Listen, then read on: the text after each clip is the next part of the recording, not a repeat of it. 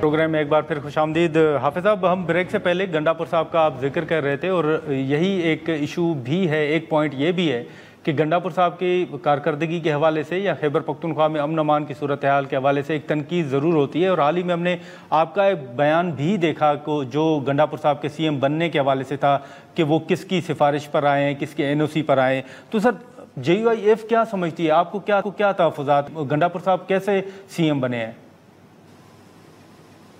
دیکھیے، میں ببانگ دہل کہتا ہوں، مولانا صاحب نے بھی بار بار ذکر کیا ہے۔ علی امین گنڈاپور کو میں نے کہا، آپ نے میرے بیان کا ذکر کیا، میں اب بھی کہتا ہوں، یہ بتائیے علی امین گنڈاپور، سچ بتائے، قوم کو بتائیں، خیبر پختونخوا کے عوام کو بتائیں، کیا خیبر پختونخوا جیسے حساس صوبے کا وزیر اعلیٰ اسٹیبلشمنٹ کی NOC کے بغیر ممکن ہے؟ مجھے بتائیں۔ بلوچستان میں تو ممکن نہیں ہے۔ بلوچستان کی صورتحال بھی ایسا ہی ہے جیسا خیبر پختونخوا کی صورتحال ہے۔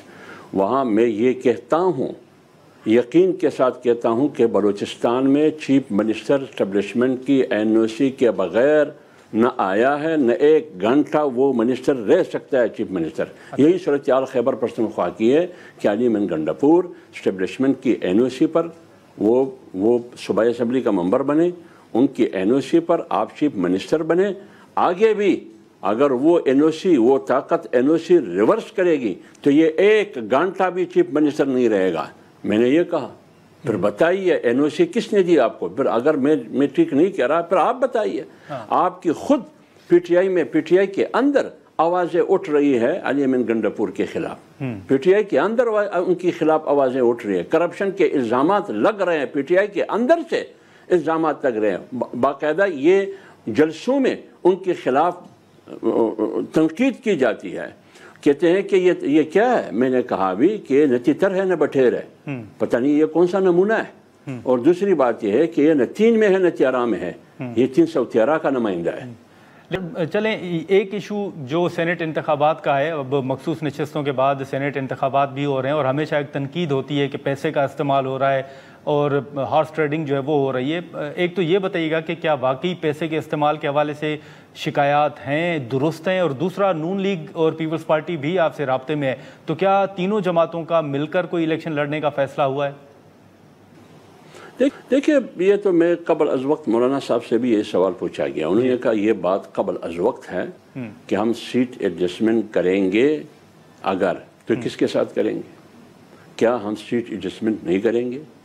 جمعیت علماء اسلام کے دروازے کھلے ہیں ہر پارٹی کے لیے، ایون PTI والے بھی مولانا صاحب کے پاس آ سکتے ہیں سینٹ کے الیکشن کے حوالے سے۔ PMLN آ چکی ہے مولانا کے پاس، پیپلز پارٹی آ چکی ہے مولانا کے پاس، لیکن اب آغاز ہے، ابتدا ہے، اب وہ آفیشلی اور رسمی وہ فائنل فیصلے نہیں ہوئے ہیں، کیا باتیں ہوئی ہے کیا نہیں ہوئی ہے یہ وقت پر چھوڑ دیں۔ ٹھیک ہے، تو یہ سلسلہ آگے بھی جاری رہے گا۔ ہاں، آپ نے ہارس ٹریڈنگ کی بات کی، پیسے کے استعمال کی بات کی، میں ماضی کی تجربات کو، ماضی کے مشاہدات کو سامنے رکھتے ہوئے ویڈیو موجود ہے کہ سینٹ کے الیکشن میں خیبر پختونخوا میں بھی پیسوں کا استعمال ہوتا ہے اور ہوا ہے ماضی میں، اور بلوچستان میں بھی پیسوں کا استعمال ہوا ہے۔ ابھی میں کل پشاور گیا تھا، میں رات تقریباً 1 بجے پہنچا واپس اسلام آباد۔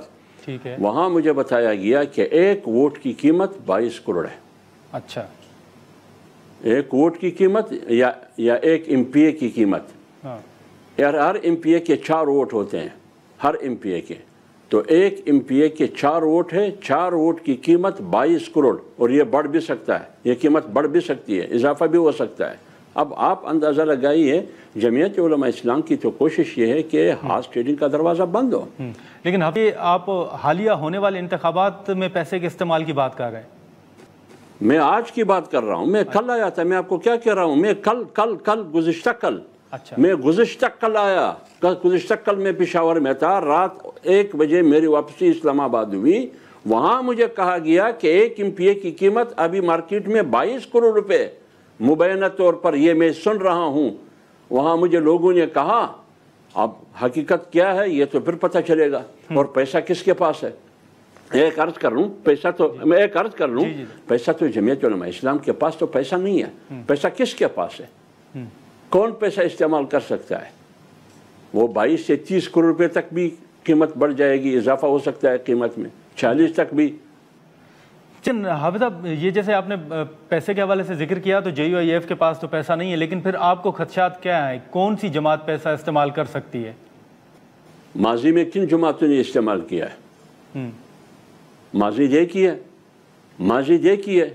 ماضی میں کن جماعتوں نے استعمال کیا ہے پیسہ؟ وہی جماعتیں آج بھی رول کر رہی ہے خیبر پختونخوا میں۔